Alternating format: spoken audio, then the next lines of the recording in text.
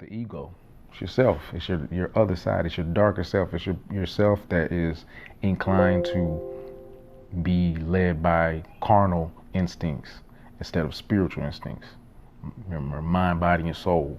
Your body is supposed to be servant to the mind. So many times, your mind is servant to your body, and that's when you. Poor in spirit means poor in pride. You know, there's over 15,000 translations from the original Aramaic text. There's 15,000 translations that are um, incorrect or translated differently. And the King James Bible or New King James Bible or the International Version, whatever version that we have from the original Aramaic text, over 15,000 mistranslations. So I'm saying that to say that poor in spirit means poor in pride. Pride equal ego. And that's the source of so much trouble. That's the source of, I mean, we can go down that path if you want to. Yeah, the ego is in some translations, or some texts or some portions, when the devil is described in the Bible or in ancient texts, you could interchange that with the ego. It's yourself. It's your other side. It's your darker self. It's yourself that is inclined to be led by carnal instincts instead of spiritual instincts. Remember, mind, body, and soul. Your body is supposed to be servant to the mind. So many times, your mind is servant to your body, and that's when you enter the gates of hell, and that's when you're led by the devil, and that's when you know, start eating apples that you ain't supposed to eat, or whatever fruit it was. You're not God.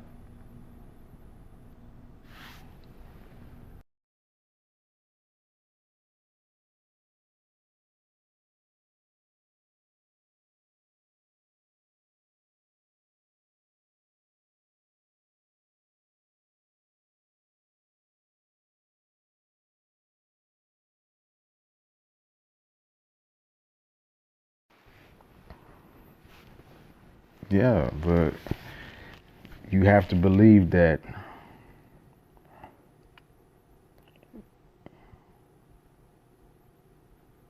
I mean, you have to believe that which you desire and that which you speak, you already are. You wouldn't have those feelings, you wouldn't have those desires if it wasn't in harmony with who you are. You have to believe that. That which we seek, we are. That's harmony. Um, and then once you can align yourself with that, that's when you can comfortably you can comfortably get yourself uncomfortable, if that makes sense, because there's a price to pay for everything. There's study that has to go on. There's learning, instruction. There's trusting of intuition also, because you can manifest or create things in your life that you're um, technically not qualified for in the and as far as the physical realm, as far as the rules and parameters.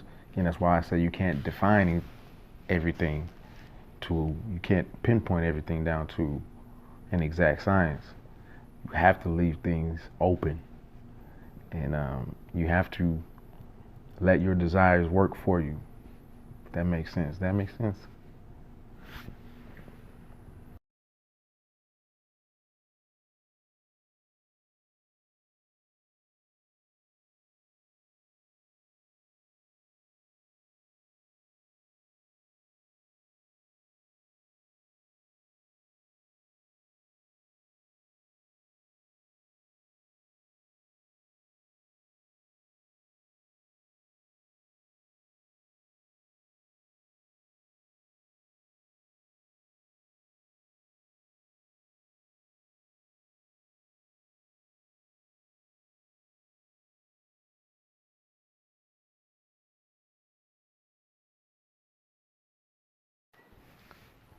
Yeah, fall in love with the process. Fall in love with the process. Detach from the results. You can control, because that's all you can control. You can control the process. You can't really control the outcome when you really think about it. There's too many variables and intricacies, and there's many other people. Like if you believe in setting forth intention, everybody else is setting forth their intentions also, and everything's working. And so there has to be some type of harmony, and there are some type of synchronicities, and there's intricacies and variables that you can't even imagine, that you can't control. Only thing you can control is showing up, working the process. One of my favorite scriptures is Proverbs 10:4. It says, "The hand of the diligent makes one rich." That's what we're all after: rich feelings, rich blessings. Again, rich feelings is mostly what it's all about. We're all chasing a feeling at the end of the day.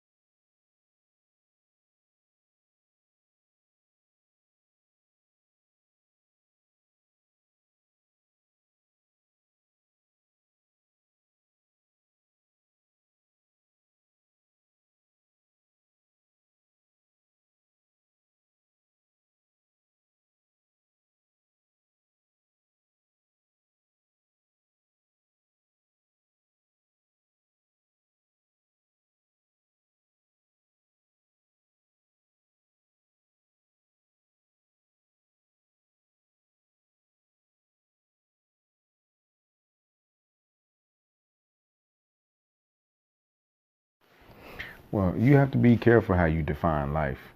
You can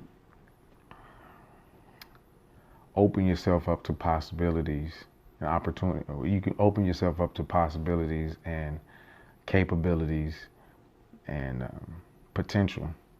But when it comes down to it, at a certain level, you have to be open to leaving it undefined as far as what life is, because you really don't know, and it's better than what you can even imagine if you can allow it. Again, we talked about the process. If you can work the process, and working the process is just, a lot of it is just being. What are we? We're human beings. We forget the being part. Sometimes you just have to be, and that's part of the process, and that is part of not limiting your perception of life. Just be.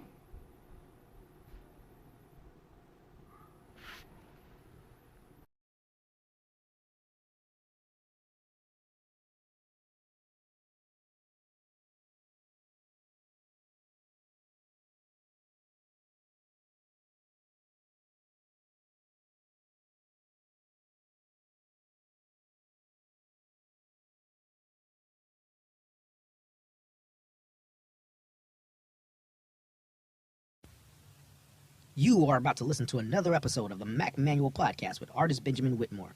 Once you have been sufficiently educated, enlightened, and inspired, please take a moment to subscribe to future episodes and rate the podcast. Leave a comment and don't hesitate to share the show. For additional information, visit www.themacmanual.us. Now enjoy your talk with ABW on the Mac Manual Podcast. Welcome to the Mac Manual Podcast, where we talk about being a man of aptitude, charm, and knowledge so that you can attract the circumstances regarding love, sex, dating, relationships, and personal development that you truly desire. And now our host, Artis Benjamin Whitmore.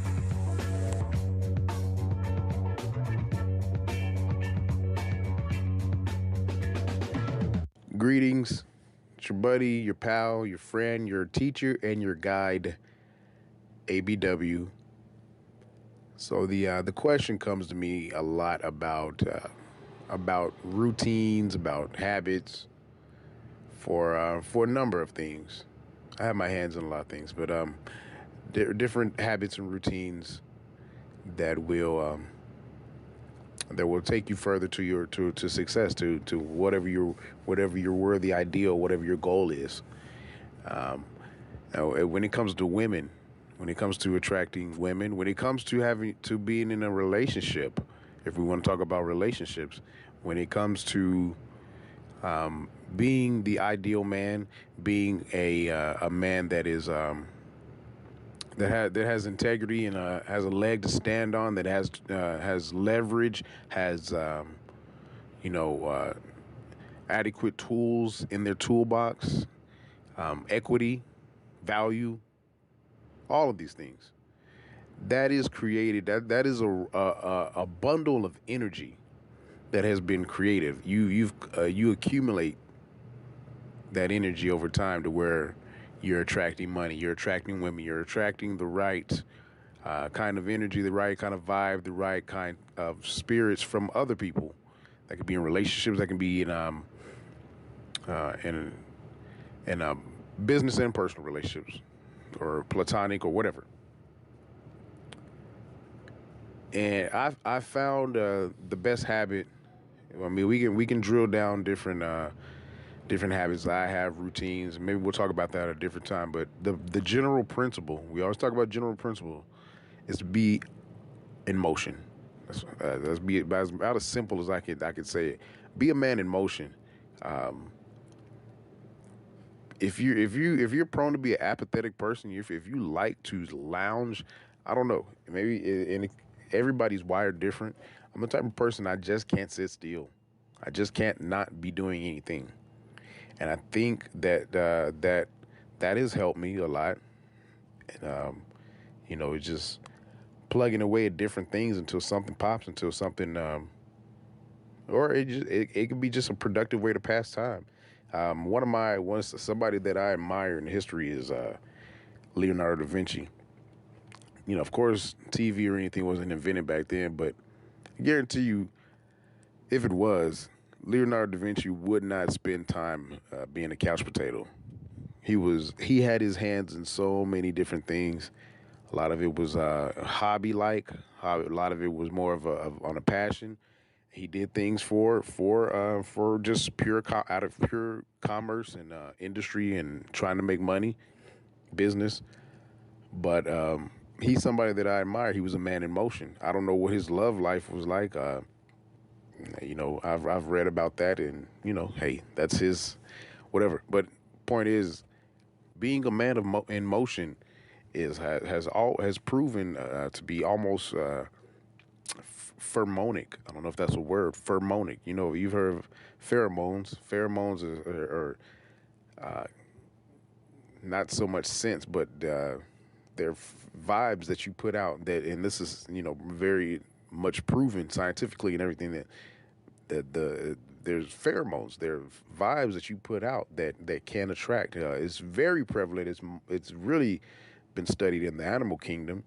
I don't know if dog lovers, if when a dog goes into heat, it radiates this signal, and humans have that too, pheromones. And so it's pheromonic it's been at least proven for me and a lot of people that I've observed, when you are moving and again, when women aren't just your main preoccupation, and if they're kind of a back burner, or they're kind of a side note to whatever you're pursuing. If you're in school, you're studying, you're working out, you have some type of club that you're a part of, or you have different hobbies. You're drilling down on reading a book, or you're developing some new habit. You're developing a meditation schedule, something like that. I don't know.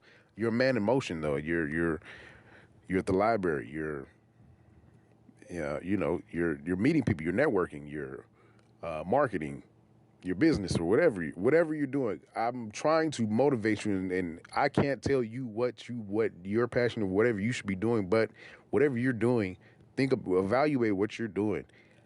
Are you doing enough? Are you writing down what you're doing? Are you writing down your schedule? Are you filling your time? Idle time is such a robber. It's such a thief of your future, of success. Having that idle time, it might seem harmless at the time. You might want to evaluate it and just start going and really evaluating the concept of delayed gratification. It can be just simply gratifying to sit there after, especially after if you're working a regular 9 to 5. It can be gratifying to just simply sit there on the couch and do nothing and be mindless. But think about the only way you'll be able to get out of that 9 to 5 if you're working your mind towards something different. And so that's just something to think about. But to tie it back all in, that's all of that energy that you're using. And there is a time for rest. That's a biblical thing. It's just a principle of nature that rest is needed. It's essential. But how much rest do you need? You know, think about your sleeping patterns. Think about your sleeping schedule. I'm trying to get you to find some motivation to maybe, you know, amp it up, whatever you're doing. If you feel like you're doing enough and you're getting results, that's fine. But never be complacent. Always be in evaluation mode. Always be reviewing what you're doing. Keep good records of what you're doing. You're writing. If anything, you're writing your story all along. I love the fact that I can go back and, you know, journal entries that I've made and just writing down what I've done throughout the day. One particular day, one special day was a day that I got up and real early. I always get up early on a Saturday, and I was out searching for properties. I was doing I was in real estate mode, and I was searching for properties. I was talking to a couple of people about some deals, and it was just I was listening to some personal development tapes, and it was just a good day. I just remember that day vividly, and I just knew it was going to be a good day, and I've since then made, you know, the contacts that I made that day have been fruitful for me now, just now popping up and being fruitful for me now. And this particular day that I'm thinking about, I wrote down what I did, and then my second daughter was actually born that day, and I wrote that down, and I said she was born and she's gorgeous. And that might seem corny, but it's just something that I appreciate that I actually wrote down. I took the time to write down, because I can't get that time back. I can't go back and write it down because it won't have the same impact, because it was in the moment and what it did. And it's always a part of growing. You can't grow from what you can't evaluate. And to tie it all back in, and again, if you notice with me, the overall theme with anything when it comes to being a Mac, don't get the term Mac messed up. A Mac is a man of aptitude, charm, and knowledge. And the only way you're going to acquire that is by being a man in motion. It's by doing things. It's by exploring and taking a huge chunk out of life, not nibbling, not taking bite-sized nibbles, but taking a chunk out of life and really getting after it. Past few years, it seems like the death has just been accelerating, and I've seen it around me personally, in celebrities and everything, and it just, I don't know, it's gloomy a little bit. It can be morbid, but it should be light a fire on their ass. Like, man, come on, let's get after it while we can, because at the end of the day, it's all for nothing anyway. Whether you're sitting there letting the time pass, or whether you're, you know, getting your hands dirty and everything, it really is all for nothing. But I mean, consider the alternative. If the more you're doing, the more of a who doesn't want to leave some type of legacy. If anything, this life is not about you. This life is about somebody else that you can touch. And I know I'm getting a little bit out of course of attraction for women, but everything that encompasses, that spirit encompasses of being a growing man, a growing person, a progressive person. That is the ultimate. That's the ultimate aphrodisiac. That is, again, my word, pheromonic. That's the energy that you encompass. That's the energy that attracts women. That's the energy that keeps your relationship. Because for you guys that are in relationships, you know that if you've been with your wife or your loved one, your lover for any amount of time,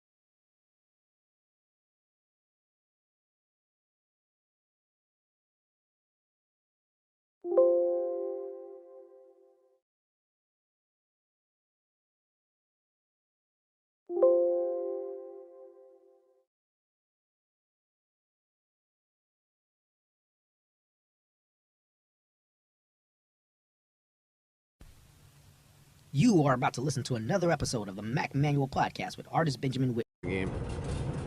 We've touched on the fact that women are guarded nowadays. They're more guarded, more aware, more savvy than ever.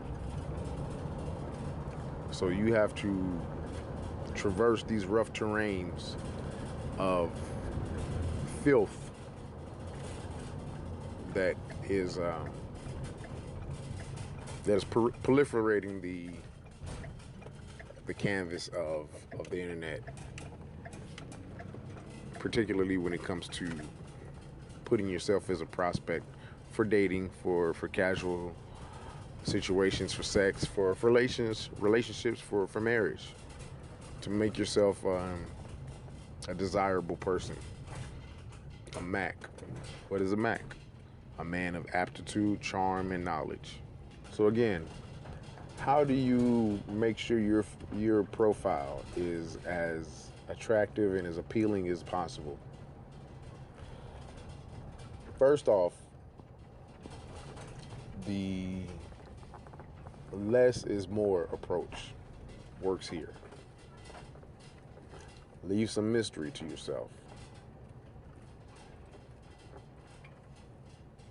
Present yourself as a man at all times, as much as possible.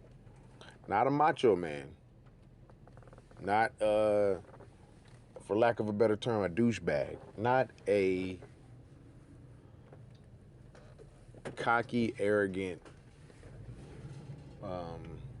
so-called alpha male. Not social media is not for posturing. It's not it's not for spilling your soul. It's not for making yourself seem like you are, you know, the next coming of Kanye West, or I don't know. There's so many misuses of social media that I could say that is not becoming of a man who's trying to be attractive. Now, if you don't care, then you don't care. But if you're, like I said, you're asking me, and the question has been asked in so many different various forms. How do I make sure my Facebook profile, my Instagram profile, my Tinder, Kick, whatever. I don't know, whatever. I'm not even up to date on everything. I know I'm aware, but I don't use everything. Again, I'm married, so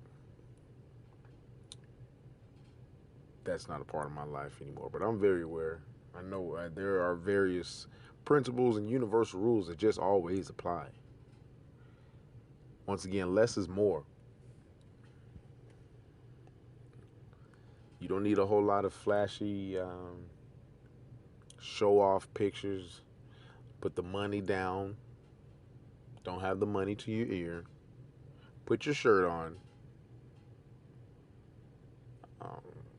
The excessive number of memes. You don't have to comment on everything. You don't have to start beefs with people. You don't spill your private information and try to cover it up. For example, don't talk about, oh, my friend did this, or don't talk about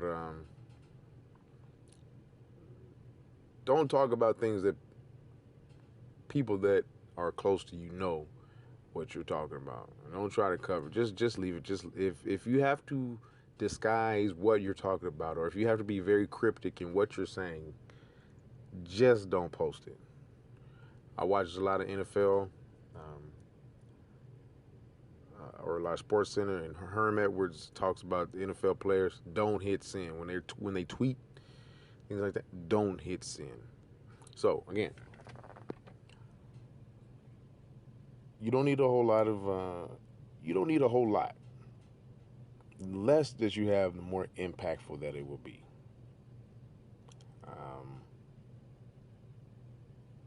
The pictures. Very, very judicious in your pictures. Take good pictures. Be aware of that. Be cognizant of that. And the pictures that you do post, make sure they're quality. You have good lighting. Optimize it. Make sure your profile picture is a good thumbnail. If you have a good body, post something of your post a workout picture. Post one with you with no shirt. Okay, go ahead. If you want to post one, if you have your your basketball shorts or your gray sweatpants on, and you want to show off your little. Don't be. Watch your level of of douchiness, please. If women like good-looking men, but they don't want it to be just thrown in their face, and that's most people, because they love to they love to deflate the air out of some guy's ego. Be humble. Keep the naked pictures, the keep that down to a minimum. If you want to attract the right type of females, um, maybe a shirtless pic here and there. If you have, make sure you have the right body. Just because you just started hitting the gym and you have a few muscles here and there, I'd strongly advise against the shirtless picture. That's just me. If you have a nice body and you take a picture of you in a shirt and the shirt is form fitting, a woman will know that you have a nice body. Or that's all a woman. Women love nice bodies, but they don't want it to be thrown in their. They don't want it to be so obnoxious with it, because that is a turnoff. Okay, just be honest. That's a turnoff. If you have a nice body, if you're wearing clothes that fit you, which you should be doing anyway, because you're displaying your charm in that way. And you have the knowledge, which a Mac has, and the aptitude to pull it off through your clothing, wear clothing that fits. Then a woman will know. Okay, he has a nice chest. I see his chest. I see his arms. That will show. Six pack, whatever. You know, don't be douchey with it, please. If you want to do a before, if you have a before and after pic to where you're showing your progress and something like that, make it about that. Don't just show you off your chest just to be showing off your chest. And you're talking to a guy who has, me, myself, I have a very nice physique. I'll just say it. Okay? But I don't go around showing off my body. I just don't. My body shows through what clothes that I wear that fit me nice, and when the opportunity arises, or when I was single, when the opportunity arose, if we were texting or something like that, she's like, send me a picture. Then you can go ahead exercise some good judgment on whether or not at that point you want to play it coy and be like, no, I don't send pictures like that, or you can just be bold and go ahead and send a shirtless picture. If you want to send it with your face in it, that's solely up to you. I'm not a fan of of very compromising pictures with my face in them, but that's up to you. But point is, for the social media profile, you're better off keeping the shirt on. That's one aspect. Again, the memes, keep the memes down to a minimum. Show a little vulnerability, show a little insight. More than anything, show your ambition. You should be showing that you're a man who's going after things. If you already have things, if you're one of those guys who have it together, you got the job, you got the money. Show the willingness to help other people. Show the willingness to not be in your comfort zone. Show the willingness to be humble. Show that somehow through your pictures, through your captions, through your posts. Be as accessible and as relatable and as down to earth as possible. You want to be somebody that a woman looks at. Now, if you want to show every now and again, and we can go further in depth in my book, The Definitive Mag Manual. I will go more in depth into how you can pick and choose your spots where you can hit those buttons to where you let a woman know that you are on a different level. You are somebody to be desired after. You're not normal. You're exceptional.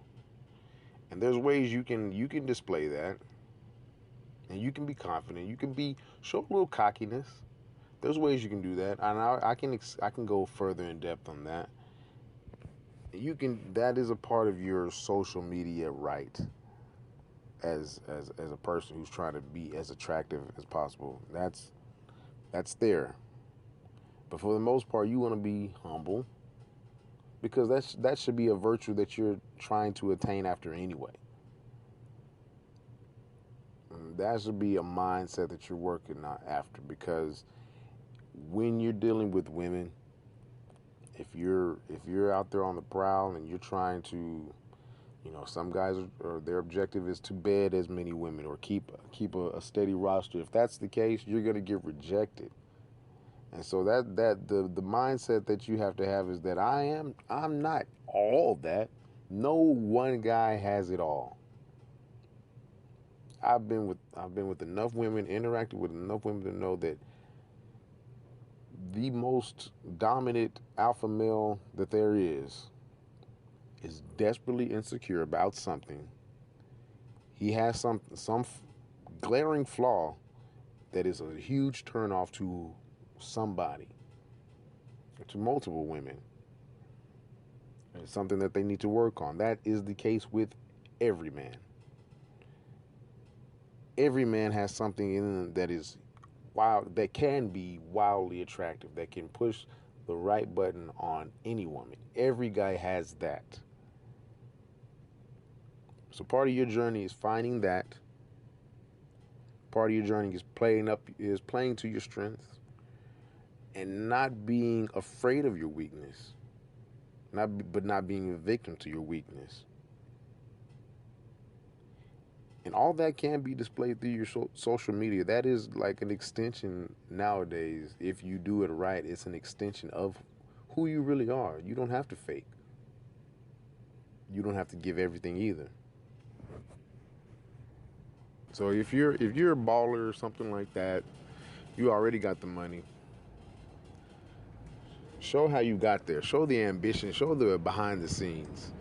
Don't just show the fruits. Show the work.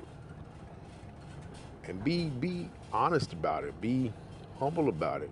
Be helpful about it. That's sexy to women. If you're on the grind, if you're trying to get it, show that. Be honest about it. Be vulnerable about it. If you're spiritual, show that. Some women like that. A lot of women like that. Sexy.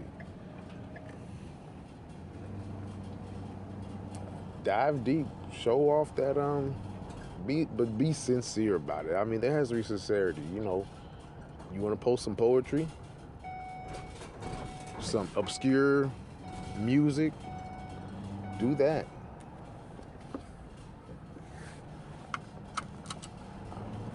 You want to display your sense of humor. Humor always wins. Humor always wins. So if you can show that you're funny, you don't take life too seriously, you don't take yourself too seriously, you can convey that through your social media, you'll win. Don't put yourself out there like you're... Now, if you have your Facebook, your Instagram, or whatever, don't set it up like it's a dating site. Now, if you're on a specific dating site, then yeah, that's different. Maybe we'll talk about that another time. But I'm talking about just general social media. Don't set it up don't have your profile looking like, okay, I'm open for a date. I'm open for, come and get me. No. Need to find loads and trucks fast? You're living your life. DAT connects that.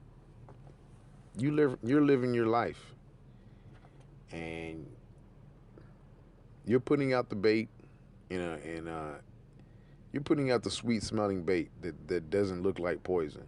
Now, I'm not saying that to get with you is poison, But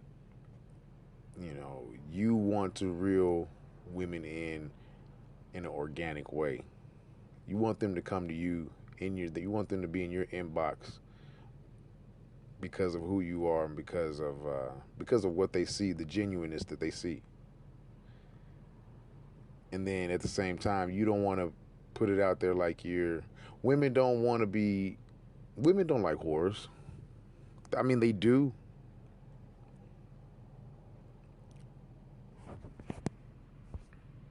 But it's a turnoff for a guy who puts it out there like he's playing the whole world. No. Live your life on your social media and then let the chips fall where they may. Basically what I'm saying is you don't want to have your thumbprint on every woman's profile, commenting on every little picture that they post, having women write on your wall or you're writing on women's wall. You don't want that. You don't want it to be like you're just a man all about town with every woman, because that will repel a lot of women. They like the competition, but then they don't.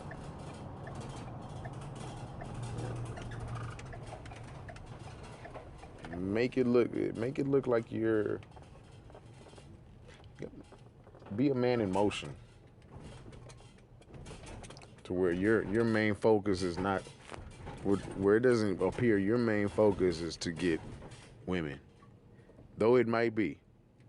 Your main objective in life might be to get women, but that can't be what it looks like. You have to be you got to be covert about your intentions. So yeah, man, disguise your horniness, okay? Disguise your horniness. Don't look desperate.